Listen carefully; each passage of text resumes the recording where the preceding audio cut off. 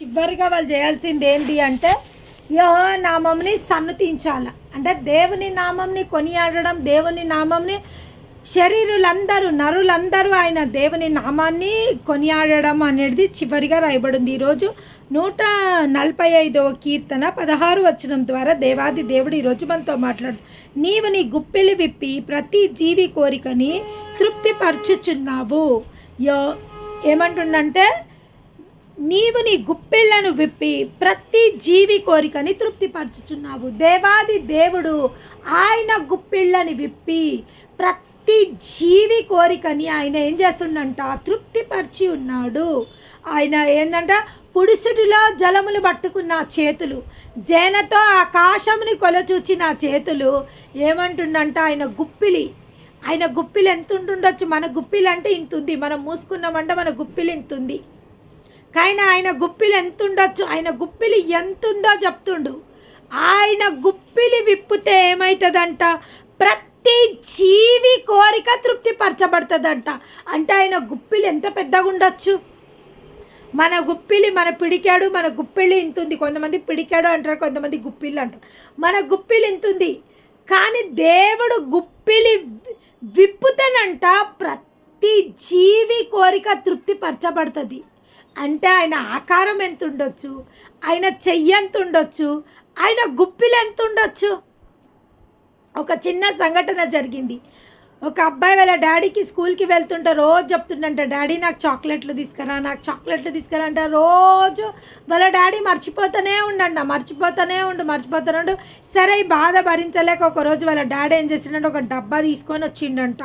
రోజు నేను మర్చిపోతున్నాను, ఒక డబ్బా తీసుకొని వచ్చి ఆ డబ్బా తెరిచి ఆ బాబుకి చెప్తుండంట, మూత తెరిచి నువ్వు తీసుకొని అన్న, ఇక నువ్వు రోజు చాక్లెట్లు అడిగినావు కదా, నీకు ఎన్ని కావాలి నన్ను తీసుకొని ఆ డబ్బా మూత విప్పి ఆ అబ్బాయికి ఇస్తే అబ్బాయి తీసుకుంటలేడంట. ఊహు అంటుండంట.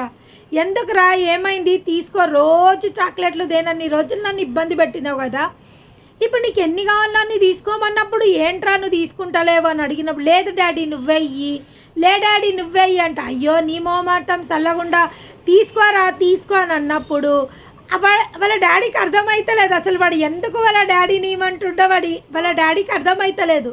అన్నాక వాళ్ళ డాడీ ఏం చేసిండంట, సరేరా నువ్వు ఇంటలేవు, సరే నేనే ఇస్తాలే అనేసి ఆయన వాళ్ళ డాడీ ఆ యొక్క డబ్బాలకి వెళ్ళి చేతులు ఇప్పి అడిగినప్పుడు, ఇప్పుడు ఎప్పురా నువ్వు ఎందుకు తీసుకోలేదు, నన్ను తేనన్ని రోజులు నన్ను ఇంత ఇబ్బంది పెట్టినవు, నేను డబ్బా చాక్లెట్లు తెచ్చి ఆ డబ్బా మూత విప్పి ఆ చాక్లెట్లు మొత్తం నీకు ఇచ్చినప్పుడు నువ్వు ఎందుకు తీసుకుంటలేవని అడిగినప్పుడు అప్పుడు వాడు చెప్తుండంట, వాడు నవ్వుకుంటా చెప్తుండంట, డాడీ నా చేతులతో తీసుకుంటా, నాకు 4-5 చాక్లెట్లే వస్తాయి, కానీ చెయ్యి పెద్ద చెయ్యి డాడీ, నువ్వు ఇస్తే కనీసం ఒక 10-20 చాక్లెట్లు వస్తాయి, అందుకే నిన్ను ఇమ్మని చెప్పిన నేను అని.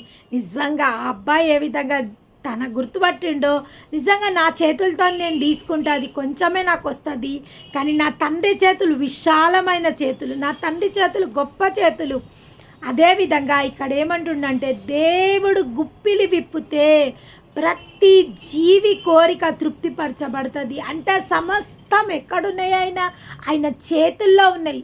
ప్రతి జీవిని తృప్తిపరిచే సాధనాలు, వస్తువులు అన్నీ ఎక్కడున్నాయి, ఆయన చేతుల్లో ఉన్నాయి అని రాయబడింది. ఇంకేమంటుండంటే, ఇది దావీదు కీర్తన,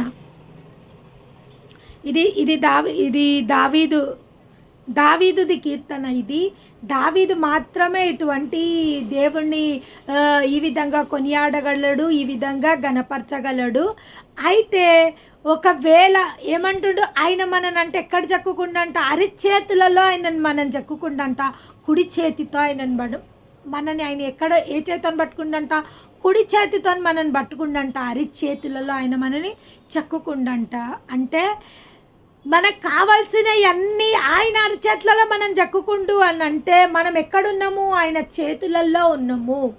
అందుకే ఇక్కడ ఏమంటుండు, ఒకవేళ నువ్వు నీ యొక్క గుప్పిలి విప్పితే ప్రతి ఒక్క జీవి కోరిక తృప్తిపరచబడుతుంది. ప్రభువా, మాకు కావలసిన సమస్తాన్ని ఆ యొక్క నీ చేతులలో ఉన్నాయి. నీ చేతులతో నువ్వు దీవిస్తే మేము ఎప్పటికీ దీవింపబడతాం. నీ చేతులలో సమృద్ధి ఉంది, నీ చేతులలో స్వస్థత ఉంది, నీ చేతులలో ఘనత, మహిమ, ప్రభావములు ఉన్నాయి. నీ చేతులలో అద్భుతాలు చేసే శక్తి నీ చేతులకు ఉన్నాయి. మృతులను లేపే శక్తి నీ చేతులకు ఉన్నాయి.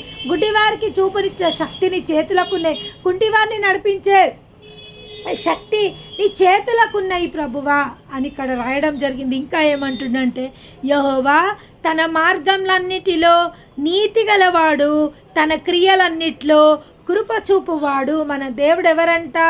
కృప చూపేవాడు. కృప చూపట్లో మన దేవుడంట, కృప చూపుట్లో ఐశ్వర్యవంతుడైన దేవుడంట. అంటే ఇట్లా పిసినారితనంతో ఆయన కృప చూపెట్టాడు. ఎవరన్నా దేవుడు దీవించాలంటే వాళ్ళు ఎన్నటెన్నటికీ దీవింపబడతారు, వారి తరతరములు దీవింపబడతాయి అని ఇక్కడ దేవాది దేవుడు సెలవివ్వడం జరుగుతుంది. కేవలం మనం ఒక్కలమే కాదు దీవింపబడతాం. ఈరోజు మనము దేవుణ్ణి ఆశ్రయించడము, ఈరోజు ఈ శ్రమల గుండా వెళ్ళడము, ఈరోజు ఈ పోరాటాల గుండా వెళ్ళడము కేవలం మన కోసమేనా? లేదు, కాదు. నేను చాలామందికి చెప్తా, మేము ఎందుకమ్మా ఇంత ప్రయాసపడాలా, మేము ఎందుకమ్మా ఇంత అవమానాలు పడాలా, మేము ఎందుకమ్మా మా కుటుంబ సభ్యులు వద్దంటున్నా కానీ మేము ఈ దేవుని వెంబడించాలా, ఎందుకమ్మా ఇవన్నీ తిరస్కారాలు, మేము మా భర్తలతోని తిరస్కారాలు. నేను ఒకటే అంట, అమ్మా ఈరోజు మీరు పడుతున్న ప్రయాసము, ఈరోజు మీరు పడుతున్న శ్రమ, మీరు ఈరోజు ఏ పోరాటాలు గుండా వెళ్తుండ్రో అది మీ పిల్లల తరానికి అది దీవెనకరంగా ఉండడానికి, వాళ్ళ యొక్క తల్లిదండ్రుల దోషాలు, శిక్షలు పిల్లల వడిలో పడకుండా నీ పిల్లలు 7 తరముల వరకు దీవెనకరంగా ఉండడానికి, మీ తరాలని దీవెనకరంగా మార్చడానికి అమ్మా ఈ ప్రయాసము, ఈనాటి మీ ప్రయాసము అవసరమై ఉంది అని చెప్పినప్పుడు చాలామంది ఈ మాటను అర్థం చేసుకోవడం జరుగుతుంది. ఇక్కడ ఏమంటుండంటే, తన క్రియలన్నిటిలో కృపచూపువాడు, తనకు మొరపెట్టు వారికి అందరికీ, తనకు నిజముగా మొరపెట్టు వారికి అందరికీ యెహోవా సమీపంగా ఉన్నాడు. ఎవరికి సమీపంగా ఉన్నాడంట దేవుడు? ఆయన మొరపెట్టు వారికి. ఎందుకు ఆయన దగ్గరికి రావాలా? ఎందుకు ఆయన శరణజొచ్చాలా? ఎందుకు ఆయనని ఆశ్రయించాలా? ఎందుకు ఆయనని సన్నతించాలా? ఎందుకు ఆయనని గణపరచాలంటే, ఆయనకు మొరపెట్టు వారందరికీ, నిజముగా ఎవరైతే ఆయనకు మొరపెడతారో ఆయన దేవాది దేవుడంట, వారికి సమీపంగా ఉన్నాడంట. మన ఏ ఒక్క ప్రార్థన నిరర్ధకం కాదు. యేసు నామంలో ప్రతి ఒక్క ప్రార్థన అవును ఆమేన్ అని రాయబడి ఉన్నది. నిజంగా ఎవరైతే మొరపెడతారో వారికి ఆయన ఎక్కడున్నాడంట? సమీపంగా ఉన్నాడంట, వారి పక్కనే ఉండంట, వారి మధ్యలోనే ఉండంట, వారికి తోడై ఉన్నాడంట. మనం ఎంతోమంది భక్తులము నిజంగా మొరపెట్టి అనేక మంది భక్తులని పరిశుద్ధ గ్రంథంలో మనము చూడడం జరుగుతుంది. అనేకులు నిజంగా దేవునికి మొరపెట్టినప్పుడు అద్భుతాలు వాళ్ళు పొందుకుండ్రు, ఆశ్చర్యకార్యాలు పొందుకుండ్రు. అబ్రహాము 100వ ఏట కుమారుణ్ణి పొందుకోగలిగిండు.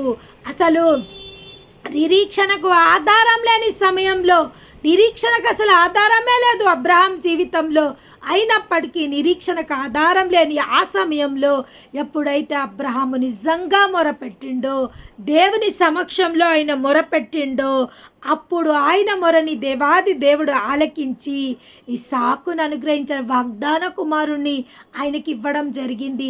ఆయన సామర్థ్యతని బట్టి కాదు, ఆయన శక్తిని బట్టి కాదు, నిజముగా దేవుని మొరపెట్టిండు కాబట్టి దేవుని సామర్థ్యత ప్రకారము మనమందరము ఎవరి సామర్థ్యత ప్రకారము దేవుని సన్నిధిలో మొరపెట్టవలసి ఉంది అంటే, దేవుని సామర్థ్యత ప్రకారం. చాలామంది ఎవరిని అడగడానికి కూడా భయపడతారు. అమ్మ, నాకు చాలామంది అంటారు, అమ్మ మేము ఈ విధంగా ప్రార్థన చేయొచ్చా, ఈ విధంగా మేము దేవుని అడగొచ్చా, ఈ విధంగా మేము అడిగితే ఇవేమైనా గొంతెమ్మ కోరికలు అవుతాయా, మేము ఇట్లా అడగొచ్చా అని చాలామంది నాకు అడగడం జరుగుతుంది. మనం అడిగేటప్పుడు ఒక్కటి మనం జ్ఞాపకం పెట్టుకోవాలా, మనము ఎవరికి మొరపెడుతున్నాము, ఎవరి సామర్థ్యత ప్రకారము మనం అడుగుతున్నాము. మన సామర్థ్యత ప్రకారం మనం అడుగుతలేము, సామర్థ్యత కలిగిన ఆయన సామర్థ్యత ప్రకారము మనం అడుగుతున్నాము. దేవుని యొక్క సామర్థ్యతని, ఆయన యొక్క ఎబిలిటీని బట్టి మనం ఆయన సమక్షంలో మొరపెట్టడం జరుగుతుంది. మొట్టమొదటిగా మన దేవుడు ఏమై ఉన్నాడో మనకు తెలుసుకొని అవసరం ఉంది. మన దేవుడు ఏమై ఉన్నాడో. రెండవదిగా మన దేవుడు ఏమి చెయ్యగలడు. మూడవదిగా ఎంత మేరకు మన దేవుడు చేయగలుగుతాడు. ఆయన దేవుని అంట ఎత్తు లోతు వెడల్పు తెలుసుకోవాలంట. ఎట్లా తెలుసుకోగలుగుతాము? దేవుని ఎత్తెట్లా తెలుసుకోగలుగుతాము? దేవుని లోతు ఎట్లా తెలుసుకోగలుగుతాము? దేవుని పొడవు ఎట్లా తెలుసుకోగలుగుతాము? ఏ జాననైనా కానీ ఆయన కొలవగలదా? ఏ బెత్తమైనా కానీ ఆయన ఎంత ఉన్నాడో చెప్పగలుగుతుందా? నిజంగా ఆయన అజాన బాహుడంట. 10,000లో అతి సుందరుడంట. అతి సుందరుడా మనోహరుడా నా ప్రియుడా 10,000లోనే అతి సుందరుడవు షారోను. నిజంగా ఆయన ఎవరు? మన దేవుడు 10,000లో సుందరుడంట. అతి కాంక్షణీయుడు, ఆరాధనకి యోగ్యుడైన దేవుడు. ఆయనను బట్టి ఆయన ఏం చేయగలుగుతుండు? ఎండిన నేలలో నుంచి జీవ జలంలను ఉబ్బకజేయగలుగుతుండు. ఆయన ఏం చేయగలుగుతుండు? ఆయన మరణించిన మృతతుల్యమైన దేహంలోకి ఆయన జీవాన్ని తీసుకురాగలుగుతుండు. ఆయన ఏం చేయగలుగుతుండు? ఆయన ఏం చేయగలుగుతుండో మొట్టమొదటిగా మనం తెలుసుకునే వాళ్ళ అవసరం అయి ఉంది. ఆయన అద్భుతాలు చేసే సామర్థ్యత ఆయన దగ్గర ఉంది. ఆశ్చర్య కార్యాలు చేసే సామర్థ్యత ఆయనకున్నది. నిన్నటి రోజు మనం చెప్పుకోవడం జరిగిన ఆయన చేతిలో 5 రొట్టెలు 2 చిన్న చేపలు ఇస్తే ఏమైనాయి అంట? అవి వృద్ధి చెందినాయి, మల్టిప్లై అయినాయి. ఆయన చేతులు మల్టిప్లికేషన్ చేసే చేతులు, ఆయన చేతులు దీవించే చేతులు, ఆయన చేతులు సమృద్ధి ఇచ్చే చేతులు. ఆ యొక్క గుప్పిడి విప్పుతనంట ప్రతి జీవి కోరిక తృప్తిపరచబడుతుందంట. దేవుని నామానికి మహిమ కలుగును గాక. ఈ రోజు నుంచి మనం ఒక కొత్త ప్రార్థన చేయాలి. ప్రభువా, నీ గుప్పిళ్ళని విప్పి నన్ను తృప్తిపరచు. ఎందుకంటే మన ప్రార్థన వాక్యానుసారంగా ఉండాలి. నిన్నటి రోజు మనము యోహాను 15వ అధ్యాయంలో మనం చదువుకున్నామేమో. యోహాను 15వ అధ్యాయంలో ఏ విధంగా ఏందంట, మనము ఎప్పుడైతే ఆయన వాక్యానుసారంగా మనం ప్రార్థిస్తామో, నీకేది ఇష్టమో అది అడుగుము, నేను నిశ్చయంగా నీకు అనుగ్రహిస్తాను. నిన్నటి రోజు దేవుడు వాగ్దానం ఇవ్వడం జరిగింది. ఈరోజు మన ప్రార్థనలో ఒక అంశం మనం చేర్చుకోవచ్చు. ప్రభువా, నీ గుప్పిళ్ళని విప్పి నన్ను దీవించు. ఎందుకంటే నీ గుప్పిళ్ళని విప్పినప్పుడు ప్రతి జీవి కోరిక తృప్తిపరచబడుతుంది అని నీ లేఖనంలో రాయబడి ఉన్నది. ప్రభువా, ఎప్పుడైతే ఆయన చిత్తానుసారంగా ఆయన లేఖనానుసారంగా మనం ప్రార్థన చేస్తామో నిశ్చయంగా అవి ఆలకింపబడతాయి. ఇంకా ఏమంటుండంటే, తన యందు భయభక్తులు గల వారి కోరిక ఆయన నెరవేర్చును. ఇంకా ఎవరి కోరిక ఆయన నెరవేరుస్తాడంట? ఆయన ఎబిలిటీని తెలుసుకున్న వారి కోరికను ఆయన తృప్తిపరుస్తాడు. వాక్యానుసారంగా ప్రార్థించిన వారిని ఆయన దీవిస్తాడు. ఇక్కడ ఇంకేం చెప్తుండంట, ఆయన యందు భయభక్తులు గల వారి కోరిక ఆయన కోరికని ఆయన నెరవేర్చును. ఎవరైతే దేవాది దేవుని యందు భయభక్తులు కలిగి ఉంటారో, ఆయన యందు ఆయన క్రమంలో నడుస్తారో, ఆయన క్రమశిక్షణలో నడుస్తారో, ఆయన ఇచ్చిన ఆజ్ఞలు ఉల్లంఘించకుండా ఏ ఆజ్ఞలైతే ఆయన ఇచ్చిండో ఆజ్ఞానుసారంగా ఎప్పుడైతే మనము జీవించడం మొదలు పెడతామో నిజంగా మన ప్రతి ఒక్క కోరికలని ఆయన మన కోరికలను సిద్ధింపజేసి మన ఆలోచనలు యావత్తును సఫలపరిచే దేవాది దేవునికి మహిమ కలుగును గాక. మనం చేయాల్సింది ఒక్కటే, ఆయన ప్రేమతో మనం అంటుకట్టబడాలా, ఆయన యందు భయభక్తులు కలిగి జీవించాలా, ఆయన యందు విశ్వాసం కలిగి జీవించాలా, ఆయన యందు నమ్మకత్వం కలిగి జీవించాలా, ఆయన సామర్థ్యత ప్రకారం ఆయన సన్నిధిలో మనము మొరపెట్టాలా. మొరపెట్టినప్పుడు నిశ్చయంగా అవి మనకు అనుగ్రహింపబడి ఉన్నాయి అని ఆయన సన్నిధిలో మనము కృతజ్ఞతాస్తుతులు చెల్లించుకోవాలా. ఇవన్నీ ఈ క్రమంని మనం ఎప్పుడైతే పాటిస్తామో నిజంగా మన దీవెనలను ఆపే సామర్థ్యత ఎవ్వరికీ లేదంట. దుష్టునికి మన దీవెనలను ఆపే సామర్థ్యత ఉందా? ఎంతమంది ఉంది అంటారో వాళ్ళ చేతులు ఎత్తొచ్చు. ఎంతమందికి మన దీవెనలు ఆపే సామర్థ్యత దుష్టునికి ఉంది? ఎంతమంది ఉంది అంటారు? మన దీవెనలు ఆపే సామర్థ్యత దుష్టునికి ఉందా? నిజంగా దుష్టునికి మన దీవెనలు ఆపే సమర్థత లేదు. మరి మన దీవెనలు ఎందుకు ఆగి ఉంటున్నాయి? దేవుడు మనల్ని దీవించిండు, వాగ్దానాలు ఇచ్చిండు దేవుడు. మరి మన వాగ్దానాలు నెరవేర్చకపోవడానికి కారణం ఏంది అంటే, దుష్టునికి మన దీవెనలు ఆపే అధికారం లేదు. మనము మాత్రమే మన దీవెనలు ఆపుకోగలుగుతాము. మన అవిధేయత వలన, మన భక్తిహీనత వలన, మన క్రమశిక్షణ లేకపోవడం వలన, మనకు విశ్వాసం లేకపోవడం వల్ల, మన అపనమ్మిక వలన మన దీవెనలు ఆపబడి ఉంటాయి.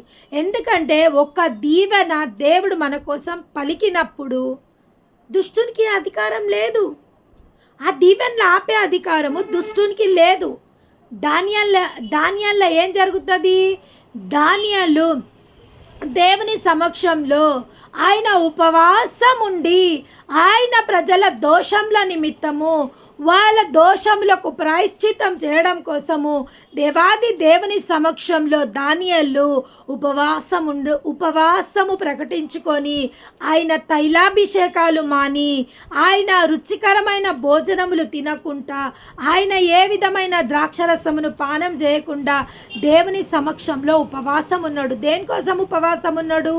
దేవుని నుంచి జవాబు పొందుకోవడం కోసము, తన పితరుల దోషముల కోసము, వాళ్ళ పాపంల ప్రాయశ్చిత్తం నిమిత్తము ఆయన ఉపవాసం ఉన్నప్పుడు ఆయనకు జవాబు రావట్లేదు. 21 రోజు అయిపోయింది, ఆయనకు జవాబు రావట్లేదు. ఆయన అట్లనే స్నానం లేదు, తైలాభిషేకాలు లేవు, ఆయన ఎట్లున్నాడో అట్లనే దేవుని సమక్షంలో ఉన్నాడు. కానీ 21 రోజు అయినాక దేవుని యొక్క దూత దానియేలుకు ప్రత్యక్షమై, దానియేలు నువ్వు బహుప్రియుడవు, దేవుని చేత నువ్వు దీవింపబడిన వ్యక్తివి, నువ్వు బహుప్రియుడవు అని చెప్పడం జరిగింది అక్కడ. అయ్యా బహుప్రియుడనైతే మరి 21 రోజు దాకా నేను తిండి తింటలేను, నేను స్నానం చేసుకుంటలేను, మరి నువ్వు ఎందుకు చూస్తలేవు ప్రభువా అన్నప్పుడు అక్కడ దానియేలు నువ్వు బహుప్రియుడవు, నీకు శుభము అని దూత చెప్పినప్పుడు దానియేలుకి అది నచ్చుతలేదు. నిజంగానే దేవుడికి బహుప్రియుడనైతే మరి నేను ఇన్ని రోజుల నుంచి దేవుని సమక్షంలో మొర పెడుతున్నా కదా, మరి నా మొర ఎందుకు దేవుని సమక్షంలో చేరతలేదు, దేవుడు నాకు ఎందుకు జవాబిస్తలేడు అన్నప్పుడు అప్పుడు ఆ దూత చెప్పడం జరుగుతుంది, నువ్వు ప్రార్థించిన మొదటి దినమే, ఎప్పుడంట మొదటి దినమే నీకు జవాబు బయలుపరచబడ్డది. కానీ పార్సీకుల అధిపతి నీ యొక్క జవాబును తీసుకొని వస్తున్న దూతని 21 రోజు నుంచి ఆటంకపరిచిండు. ఆ దూత జవాబు తీసుకొని భూలోకంలోకి రాకుండా ఆ యొక్క పార్సీకుల అధిపతి ఆటంకపరిచిండు. కానీ ఇప్పుడు కూడా ఈ జవాబు నీకు రాకపోతుండే, ఆ యొక్క దూతని నాకు మారుగా వేరొక దూత అక్కడ ఆ యొక్క దూతతో పోరాడుతున్నప్పుడు నేను నీకు జవాబు తీసుకొని రావడం జరిగింది అని చెప్పడం జరిగింది. మొట్టమొదటి దినమే దానియేలు ప్రార్థించిన మొట్టమొదటి దినమే దేవునికి దానియేలుకి జవాబు రావడం జరిగింది. అదేవిధంగా మనం కూడా దేవుని సన్నిధిలో ఏ విషయంకైనా మనం మొరపెట్టినప్పుడు దేవుని సమక్షంలో ఏమంటారంటే నిశ్చయంగా నెరవేర్చబడుతుంది. నో అనే జవాబు లేదు, మన దీవెనలకు నో అనే జవాబు లేదు. మనం ఎప్పుడైతే ఆయన చిత్తానుసారంగా మనం ఆయన నామంలో ఏది అడిగినా కానీ నిశ్చయంగా అది మనకు అనుగ్రహింపబడుతుంది. కానీ మన దీవెనలని మనమే ఆపుకుంటాము. మన దీవెనలను ఆపుకునే అధికారము ఎవ్వరికీ లేదు. మన అవిధేయత వలన, మన భయభక్తులు లేకపోవడం వల్ల, కొన్నిసార్లు మనకు క్రమం లేకపోవడం వల్ల, కొన్నిసార్లు మనకు విశ్వాసం లేకపోవడం వల్ల, కొన్నిసార్లు మన వల్లనే మనం ఏం చేస్తామంట, మన వల్లనే మన దీవెనలు ఆపబడతాయి, మన వల్లనే మన దీవెనలు మనము ఆపుకోగలుగుతాము అనేసి ఇక్కడ దేవాది దేవుడు సెలవివ్వడం జరుగుతుంది. దేవుని నామానికి మహిమ కలుగును గాక. ఇక్కడ ఏమని రాయుంది, వారు తన యందు భయభక్తులు గల వారి కోరిక ఆయన నెరవేర్చును, వారి మొరని ఆలకించి వారిని రక్షించును. దేవుడు మన మొరను ఆలకించి మనల్ని రక్షించడానికి ఆయన సిద్ధమై ఉన్న దేవాది దేవునికి మహిమ కలుగునుగాక. ఇంకా ఇక్కడ ఏమని రాయబడిందంటే, యెహోవా తన్ను ప్రేమించు వారినందరినీ కాపాడును. ఎవరిని కాపాడుతాడంట? దేవాది దేవుడు తను ప్రేమించిన వారిని, తనను ప్రేమించిన వారిని ఆయన సంకల్పము ప్రకారము సమస్తము సమకూడు మేలు కొరకే జరుగుతాయి. సమస్తము సమకూడి. ఈరోజు జరుగుతున్న సిచ్యువేషన్స్ మనకు వ్యతిరేకంగా ఉండొచ్చు. ఈరోజు మన పరిస్థితి మనం ప్రార్థించిన దానికి వ్యతిరేకంగా జరుగుతుండొచ్చు. లేదా చాలామంది చెప్పడం జరుగుతుంది, అమ్మ మేము ప్రార్థిస్తుంటే ఇంకా మాకు శ్రమలు అధికమవుతున్నాయి, ఇంకా మా శ్రమలు అధికమవుతున్నాయి. ఈరోజు ఏ అనుకూల పరిస్థితుల గుండా మనం వెళ్తున్నామో ఆ ప్రతి అననుకూల పరిస్థితిని దేవుడు అనుకూల పరిస్థితిగా మార్చబోతున్నందుకు దేవాది దేవునికి మహిమ కలుగునుగాక.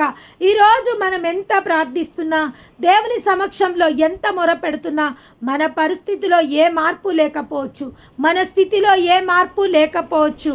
ఈరోజు దిక్కు దశ తెలియని స్థితిలో మనం ఉండొచ్చు, ఇంకా మన కోసం మార్గము విప్పబడకుండొచ్చు. కానీ ఇక్కడ ఏమని సెలవివ్వడం జరుగుతుందంటే, యెహోవా తన్ను ప్రేమించు వారందరినీ కాపాడును. ఎవరిని కాపాడుతాడంట? ఆయనని నిజంగా ప్రేమించు వారిని ఆయన కాపాడుతాడు. ఆయన సంకల్పం ప్రకారము నెరవేర్చు వారికి సమస్తము సమకూడి మేలు కొరకే జరుగుతుంది. కీడులో కూడా మేలుని జరిగించే గొప్ప దేవుడు. ఈరోజు మన సిచ్యువేషన్స్ బాగాలేవేమో, అది మనకు కీడుగా కనబడుతుందేమో. చాలామంది ఇటువంటి ఎక్స్పీరియన్స్ గుండా ఈరోజు వెళ్ళేటోళ్ళు, ఈరోజు ఈ వాక్యం వింటున్న ప్రతి ఒక్కరికి ఈ యొక్క అనుభవం ఉంది. ఈరోజు మా పరిస్థితి బాగలేదు, అననుకూల పరిస్థితుల గుండా మేము వెళ్తున్నాము, మేము ప్రార్థిస్తున్నాము, మేము ఉపవసిస్తున్నాము, అయినప్పటికీ మా స్థితి మారతలేదు, మా పరిస్థితి మారతలేదు అని ఎవరెవరైతే వాపోతుండ్రో, ఎవరెవరైతే బాధపడుతుండ్రో వారందరితో దేవాది దేవుడు ఈరోజు ఈ మాటలు సెలవివ్వడం జరుగుతుంది. యెహోవా తన్ను ప్రేమించు వారందరినీ కాపాడును. యెహోవా తన్ను ప్రేమించు వారందరినీ కాపాడును. ఎవరిని కాపాడును? దేవుడు ఎవరినైతే ప్రేమిస్తాడో వారు కాపాడబడతారు. దేవుని ఎవరైతే ప్రేమిస్తారో వాళ్ళు కూడా కాపాడబడతారు అని ఇక్కడ రాయబడి ఉంది. ఆ రోజు జరుగుతున్న సిచ్యువేషన్స్ ఎస్తేర్ గ్రంథంలో కొన్ని సిచ్యువేషన్స్ ఏం జరుగుతున్నాయి, అక్కడ అననుకూల పరిస్థితి నడుస్తుంది. అక్కడ మొద్దుకై అనే భక్తుడు, మొద్దుకై అనే ఒక యూదుడు ఉన్నాడు. అక్కడ రాజు చేత అశ్వారోషు రాజు చేత ఒక శాసనము తన మంత్రి ఆ యొక్క శాసనాన్ని రాపియడం జరుగుతుంది. ఏమంటే యూదులనందరినీ చెదరగొట్టడానికి, యూదులనందరినీ నాశనం చేయడానికి, యూదులని చెల్లాచెదరం చేయడానికి అక్కడ ఒక ఆజ్ఞ జారీ చేయబడుతుంది. మొద్దుకయి చాలా బాధపడుతుంటాడు. ఎస్తేర్ రాణి అయ్యి ఆ యొక్క ఏమంటారంటే రాజగృహంలో ఉందైన, కానీ ఎప్పుడైతే ఆ రాజు పిలిస్తే తప్ప ఎస్తేర్ కూడా ఆ రాజు సమక్షంలోకి వెళ్ళలేదు. ఎప్పుడైతే రాజదండం తీసుకొని రాజు ఎవరి వైపైనా చూపించి వాళ్ళతో మాట్లాడాలని రాజు అనుకుంటే తప్ప ఎవ్వరూ రాజుతోని మాట్లాడలేని కాలం అది. కానీ అక్కడ ఆజ్ఞ జారీ చేయబడ్డది. ఆజ్ఞ జారీ చేయబడ్డాక అక్కడ ఎస్తేరు మొద్దుకై అక్కడ ఇబ్బంది పెడుతుండు ఎస్తేర్ని. ఎస్తేర్, నువ్వు యూదుల కోసం ఏమైనా చేస్తావా, చెయ్యవా? నువ్వు యూదుల కోసం ఏమైనా చేయడానికి సిద్ధంగా ఉన్నావా లేదా? అక్కడ ఆజ్ఞ జారీ అయిపోయింది. ఇంకా యూదుల పైన ఒక శాసనము బయలుదేరింది అన్నప్పుడు దేవుడు అక్కడ పరిస్థితిని తారుమారు చేసి ఎవరైతే అతన్ని చంపాలని యోచిస్తాడో, ఎవరైతే ఆ మొద్దుకాయని చంపాలని హామాను ఎప్పుడైతే హామాన్ అనుకుంటాడో మొద్దుకాయని చంపితే మొట్టమొదటిగా మొద్దుకాయని చంపాలని ఆశిస్తాడో, హామాను ఏ ఉరి కొయ్యకైతే మొద్దుకాయని ఉరి తీయాలని అనుకుంటాడో అదే ఉరి కొయ్యకు హామాను ఉరి తీయబడ్డాడు. ఎవరైతే ఈరోజు మాకు అననుకూల సమయాలు అననుకున్న పరిస్థితులలో మేము ఉన్నాము, మా శత్రువులు మా మీద దాడి చేస్తుండ్రు. ఈ యొక్క గడిచిన వారం లోపల నేను విన్న చాలా సంఘటనలు, వాళ్ళు అన్యాయం చేసి వాళ్ళు వీళ్ళ దగ్గరికి వెళ్ళి డబ్బులు కాజేసి వాళ్ళు వీళ్ళ దగ్గరికి వెళ్ళి డబ్బులు తీసుకొని ఈమెను అడిగినప్పుడు మేము సుసైడ్లు చేసుకుంటామని బెదిరించడం. ఈ వారం అంతా నాకు ప్రేయర్ రిక్వెస్ట్లు 3-4 ప్రేయర్ రిక్వెస్ట్లు రావడం జరిగింది. ల్యాక్స్ ఆఫ్ డబ్బులు పాపం వీళ్ళ నుంచి వాళ్ళు తీసుకొని ఆ డబ్బులు ఇయ్యమని అడిగినప్పుడు మేము సుసైడ్ చేసుకొని చచ్చిపోతాము, మీ పేర్లు రాసుకొని చచ్చిపోతాము అని వీళ్ళని అప్పించిన వాళ్ళని వాళ్ళు బ్లాక్మెయిల్ చేయడం జరుగుతుంది.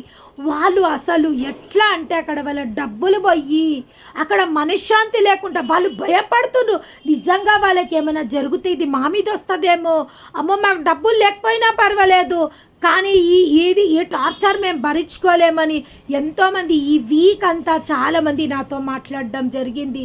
నిజంగా అన్యాయం చేస్తూ అక్రమం చేసుకుంటూ మళ్ళీ ఇటువంటి అననుకూల పరిస్థితులని క్రియేట్ చేసిన మన జీవితంలో క్రియేట్ చేసిన వారితో దేవాది దేవుడు ఈరోజు వారికి జవాబుగా మాట్లాడడం జరుగుతుంది. ఏమనంటే నిజంగా ఆయన యందు ఆయనని యెహోవా తను ప్రేమించు వారిని కాపాడును. నేను ఒక్కటే చెప్పడం జరిగింది, వాళ్ళందరితో నేను ఒక్కటే మాట చెప్పిన, ఏమని, ఇంకా మన వల్ల అయితే ఇది కాదు, ఈ సమస్యను పరిష్కరించడము మన వల్ల కాదు, ప్రార్థన చేసి వెయిట్ చేసేంత ఓపిక వీళ్ళకి లేదు, ఏ నిమిషం ఏమవుతుందో అని వీళ్ళు భయపడుతుండ్రు. నేను ఒక్కటన్నా, ఇది మొదలుకొని దేవుణ్ణి ఈ పనిలోకి మనము దేవుణ్ణి ఇన్వాల్వ్ చేద్దాము. దేవుడే ఇంకా వాళ్ళతో మాట్లాడాలా. ఇది మనకు అసాధ్యమైనది, మనుషులకు అసాధ్యమైనది, అది దేవుని వల్లనే సాధ్యము. న్యాయమేందో అన్యాయమేందో దేవుని కన్నులు చూస్తున్నాయి. కాబట్టి దేవుని సిచ్యువేషన్లో ఇన్వాల్వ్ చేద్దాము. ఈ యొక్క సమస్యని దేవుని పాదాలకు అప్పజెప్దాము.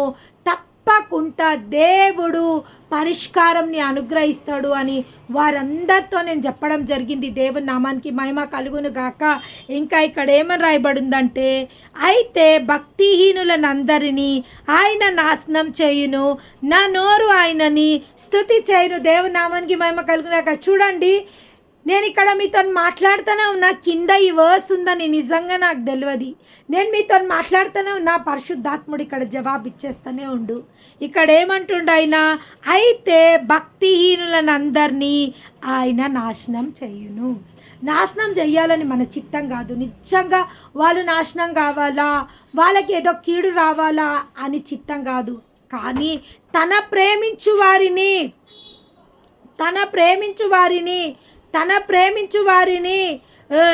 ఎవరైతే తన ప్రేమించు వారిని ఇబ్బంది పెడితే దేవుడు ఓర్చుకోడు, దేవుడు ఓపిక పట్టాడు. తన బిడ్డలను ఎవరన్నా బాధ పెట్టినప్పుడు, తన బిడ్డలను ఎవరన్నా శోధించినప్పుడు, తన బిడ్డలని ఎవరన్నా సతాయించినప్పుడు, తన బిడ్డలని ఎవరన్నా ఇబ్బంది పరిచినప్పుడు తను అస్సలు ఓర్చుకోడు. దేవుని నామానికి మహిమ కలుగును గాక.